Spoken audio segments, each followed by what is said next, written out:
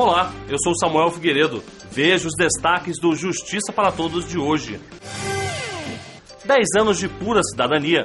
Os juizados especiais federais se consolidam como a via de acesso rápido para quem precisa buscar os seus direitos. O 8º FONAGEF, Fórum Nacional dos Juizados Especiais Federais, aponta erros e acertos e o que é preciso mudar para melhorar o atendimento. E veja também, execução extrajudicial da dívida hipotecária é debatida no Supremo Tribunal Federal.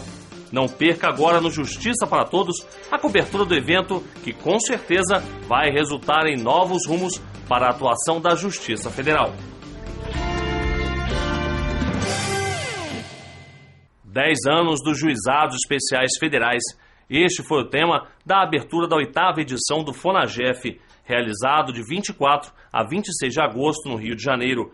Depois de uma década de atuação, os magistrados fazem um balanço sobre o que deu certo e o que ainda é preciso mudar para que o brasileiro tenha uma justiça cada vez mais rápida. E não faltaram críticas e nem sugestões. Confira agora.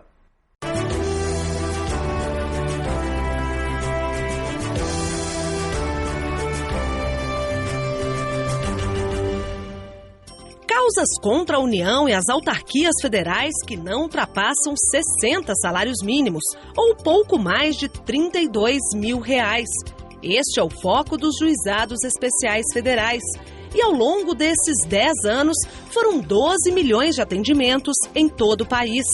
Os Juizados Especiais Federais surgiram para simplificar e diminuir as etapas processuais, além de reduzir o número de recursos encaminhados aos tribunais. Na prática, garantem o julgamento mais rápido dos processos e, o que é mais importante, o pagamento bem mais ágil dos valores devidos ao cidadão. O resultado se traduz em mais um número. Até hoje, pelo menos R$24 bilhões já foram pagos em sentenças dos JEFs. Uma autêntica política do Poder Judiciário de distribuição de justiça, mas também de distribuição de renda no nosso país. Em geral, as ações contra a União pedem o fornecimento de medicamentos, internações hospitalares e intervenções cirúrgicas. Cerca de 80% das ações ajuizadas nos Juizados Especiais Federais são contra o Instituto Nacional de Seguridade Social, o INSS. Aposentadorias por tempo de serviço ou invalidez, ou benefícios como auxílio-doença, saúde e pensão por morte. O formato dos Juizados Especiais Federais atende principalmente a pessoas de baixa renda, porque não é preciso contratar um advogado. Mais um atrativo que fez a demanda nos JEFs superar a das varas federais comuns. Para o ministro do Superior Tribunal de Justiça, Gilson Dipp, que participou da abertura do 8º FONAGEF no Rio de Janeiro, esta é uma verdadeira revolução no judiciário brasileiro. Quando se criaram os juizados especiais, havia uma restrição, havia um certo, não de todos, evidentemente, mas juízes que consideravam juizados especiais um juizado perante as varas federais tradicionais, uma jurisdição de segunda linha. Ou que o direito previdenciário não era um direito nobre e, portanto, não era digno. E aos poucos foram vendo, pelo sucesso, pela demanda que ocorreu, que eles, juízes federais, tinham sim uma responsabilidade social muito grande. E passaram a vir nos juizados especiais o braço transparente do Judiciário Federal. E mais, que o direito previdenciário não é um direito de segunda lei, é um direito que realiza a justiça social no Brasil. E o Instituto Inovari lançou a primeira edição da revista Inovari, e a JUF esteve lá para conferir. Com tiragem inicial de 12 mil exemplares, a revista Inovari será distribuída em todo o país. Este primeiro número traz práticas vencedoras de 2010, depoimentos de nomes célebres do direito e uma cronologia do prêmio Inovari, que há 8 anos contempla práticas inovadoras da justiça brasileira. Essa revista era uma ideia acalentada há muito tempo. E agora que nós estamos no 8º ano do prêmio Inovari, e que ele é o êxito que todos reconhecem, nós achamos que estava na hora de consolidar um pouco isso numa revista. Uma revista que não pretende ser periódica, ela não é mensal, não é semanal. É uma revista que sairá sempre que seja importante que a gente dê um recado, que a gente apresente o que foi acumulado no período anterior. E é assim que ela vai ser. O Prêmio Inovare sempre surpreende pela melhoria, não é, da sua organização e da consolidação, não é, dos seus propósitos. E realmente uma revista que documente esse trabalho era uma necessidade que sentíamos. Em dezembro é a vez de mais um Prêmio Inovare, que vai contemplar práticas ligadas à justiça e inclusão social. E na categoria Prêmio Especial, combate ao crime organizado. O Prêmio Inovare, ele estabelece uma nova concepção para o magistrado, de repensar suas rotinas, de repensar os seus procedimentos, de tentar fazer com que o processo possa caminhar de forma mais célere e mais efetiva. Então a contribuição é enorme do ponto de vista não só da justiça, como da própria cidadania. A Associação dos Juízes Federais do Brasil está entre as entidades que mantêm convênio com o Inovare para incentivar a adoção de práticas que facilitem o acesso da população e melhorem a qualidade dos serviços do judiciário.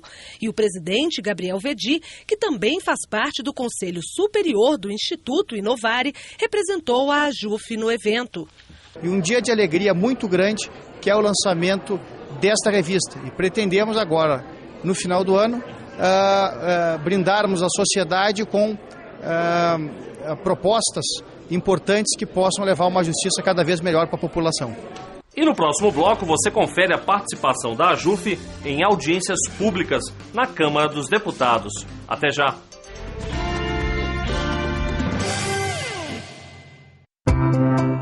Este é o Zé Carlos, dono de uma pequena empreiteira. Se é pequena empresa, tem crédito na Caixa.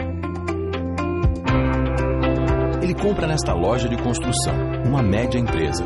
Se é média empresa, tem crédito na Caixa. Os pisos na loja são produzidos numa das maiores cerâmicas do Brasil. E se é grande empresa, também tem crédito na Caixa. Crédito Caixa Empresa, para empresas de todos os tamanhos.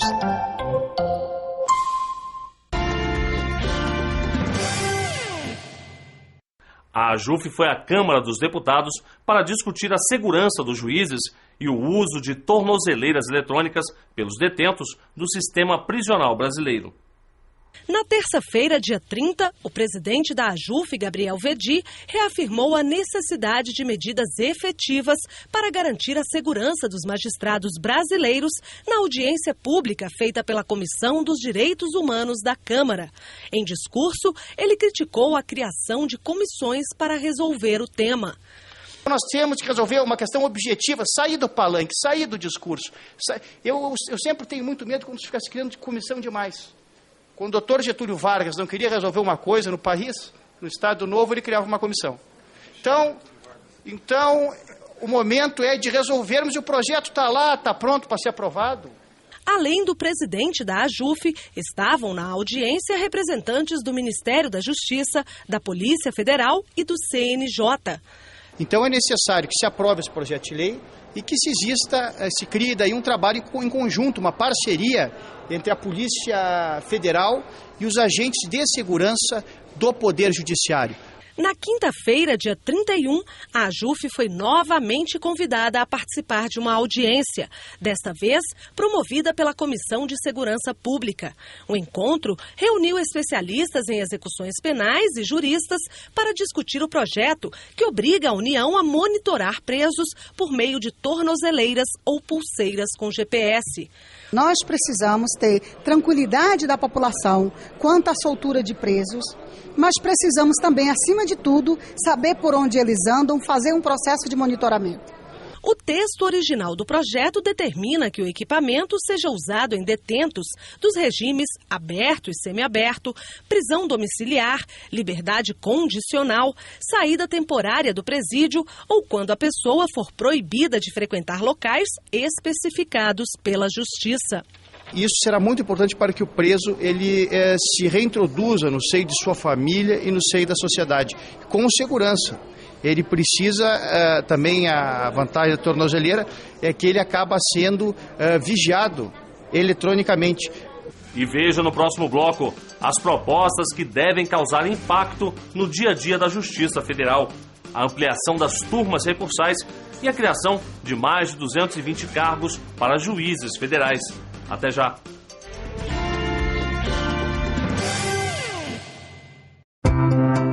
Este é o Zé Carlos, dono de uma pequena empreiteira.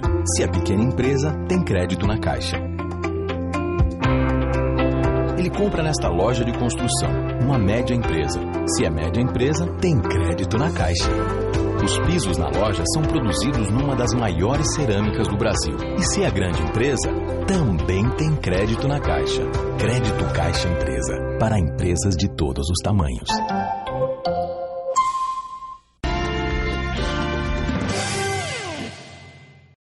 A conclusão foi unânime. É preciso ampliar as turmas recursais e aprovar o projeto de lei 1597, que cria 225 cargos de juízes federais para atuação exclusiva nos juizados especiais federais. Veja como foram os debates durante o FONAGEF. O projeto de lei está no Congresso Nacional desde junho deste ano e, enquanto ele não é votado pelos deputados e senadores, os juízes federais, além de atuar na sua vara de origem, são obrigados a acumular as decisões dos juizados especiais federais. De dezembro a maio deste ano, que eu tinha sob minha responsabilidade 5.000 processos, mas de fato apenas uma servidora de apoio e 4 estagiários. Então, o problema maior, ao meu sentir, atualmente no juizado federal está na segunda instância, pela falta, pelo número de recursos, e a falta de estrutura. As turmas recursais funcionam como a segunda instância para os juizados especiais, criados para desafogar as varas comuns da Justiça Federal. Mas hoje, em muitas regiões, o número de processos nas varas especiais já é muito maior do que nas comuns. Como o número de magistrados e servidores não acompanhou o crescimento da demanda, que hoje é pelo menos 10 vezes maior do que a expectativa para esta primeira década, acabou se formando um grande congestionamento de processos na segunda instância. E o problema é comum em todas as regiões. Vanessa Vieira de Mello, juíza federal na cidade de São Paulo, fala sobre as maiores dificuldades enfrentadas nos JEFs de todo o país. Os juízes estão sobrecarregados, os juízes das varas têm uma demanda muito grande, o problema da liquidez da sentença é recorrente, porque nós não temos uma estrutura adequada para a elaboração de cálculos conforme a demanda. E os juízes de turma recursal enfrentam a dificuldade do excesso de feitos sobrestados que aguardam julgamento por parte dos tribunais superiores. De acordo com o projeto de lei, os novos juízes serão lotados em 75 novas turmas e cada uma delas será formada por 3 juízes federais de turmas recursais e por um juiz suplente. As turmas terão sede nas capitais dos estados e serão distribuídas assim: Primeira Região, Distrito Federal, Acre, Amazonas, Amapá, Bahia, Goiás, Maranhão, Minas Gerais, Mato Grosso, Pará, Piauí, Rondônia, Roraima e Tocantins, 25 turmas recursais e 75 juízes. Segunda Região, Rio de Janeiro e Espírito Santo, 10 turmas e 30 juízes. Terceira Região, São Paulo e Mato Grosso do Sul, 18 turmas e 54 juízes. Quarta Região, Rio Grande do Sul, Paraná e Santa Catarina, 12 turmas e 36 juízes. E na quinta região, Pernambuco, Alagoas, Ceará, Paraíba, Rio Grande do Norte e Sergipe, 10 turmas e 30 juízes. Caso o projeto seja aprovado, 120 cargos serão preenchidos em 2012 e 105 em 2013. Hoje, os juizados especiais federais, as turmas recursais estão congestionadas e os processos que deveriam durar de 2 a 4 meses acabam demorando 2, 3 anos. E nós temos que resolver essa situação e, para isso, é necessária vontade política do Poder Executivo, do Congresso Nacional, no sentido de se aprovar esse projeto de lei, o projeto 1579, que cria o cargo de 225 juízes federais, suprindo toda a necessidade dos juizados especiais federais do nosso país. Novos rumos, muitas propostas, erros e acertos que precisam ser avaliados em busca de soluções. O balanço final do FONAGEF é positivo. Os juízes entendem que estão no caminho certo, oferecer uma justiça rápida ao seu maior cliente, o cidadão brasileiro. É o desafio a ser vencido todos os dias. O ministro do Superior Tribunal de Justiça, Castro Meira, que participou do encerramento do FONAGEF, fez um balanço dos 10 anos dos JEFs e destacou a importância dessas conclusões que saem do fórum. Nós sabemos que em certo momento da evolução da Justiça Federal, a procura foi tão intensa que não havia mais como aquele número de juízes atendê-los. Então foi preciso criar uma estrutura nova, uma estrutura inovadora, com um novo sistema processual, com novas práticas e com novos juízes, que veio realmente a revolucionar o atendimento às partes e aos jurisdicionados, e buscando uma solução rápida para os seus litígios. Para o coordenador do evento, Guilherme Calmon, a grande participação de magistrados revela o sucesso do 8º FONAGEF. Foram debatidos temas que estão realmente na ordem do dia, em matéria procedimental, em matéria organizacional e estrutural das turmas e dos juizados federais.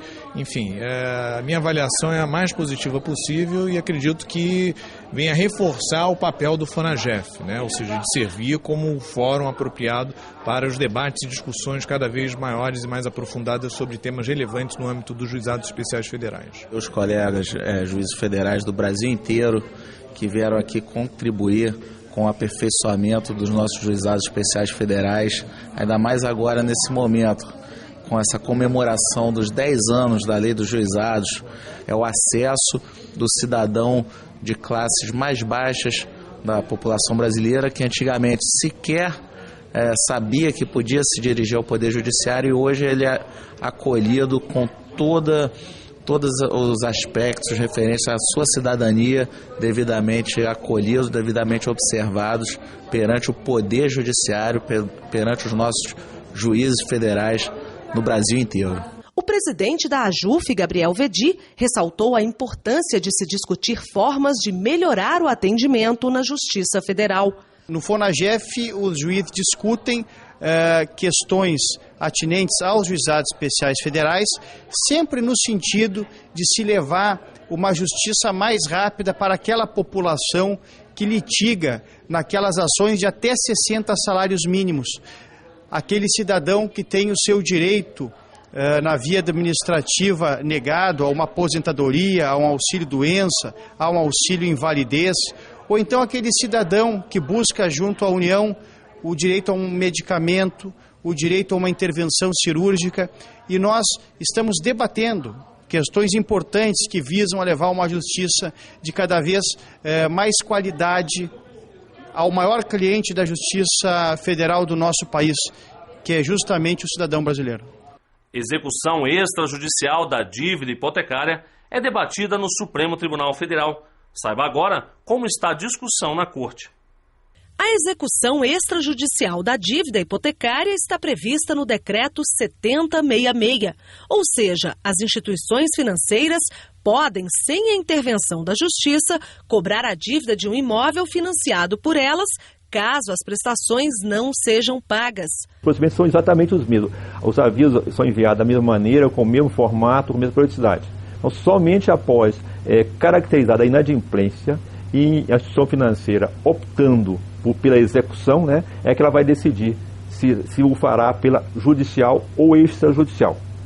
Então, nesse momento, entendo ela optado pela execução extrajudicial, ela vai montar um dossiê igualzinho mandaria para a Justiça. A única diferença é que, ao invés de fazer uma petição ao juiz, ela vai fazer um encaminhamento ao agente fiduciário, né, que é a instituição legalmente autorizada a fazer a execução extrajudicial. O agente fiduciário tem, por lei, a obrigação de conferir a documentação, verificar se todos os procedimentos de cobrança foram corretamente adotados. Se não, ele é obrigado a devolver para o agente financeiro, refazer o procedimento de cobrança.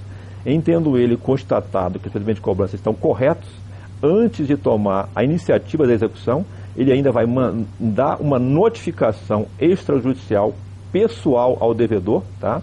Informando a ele, né, que o agente financeiro está requerendo a execução extrajudicial da dívida, informando a ele qual o valor que está sendo considerado em atraso, né, e dando a ele normalmente um prazo de mais 15 dias para que ele regularize esse débito, tá? E somente após esse prazo, e não tendo o mutuário regularizado o débito, é que o agente fiduciário vai dar início ao processo de execução extrajudicial, tá? A execução extrajudicial acaba aliviando o judiciário brasileiro, já bastante congestionado por causa do número de processos em todas as instâncias.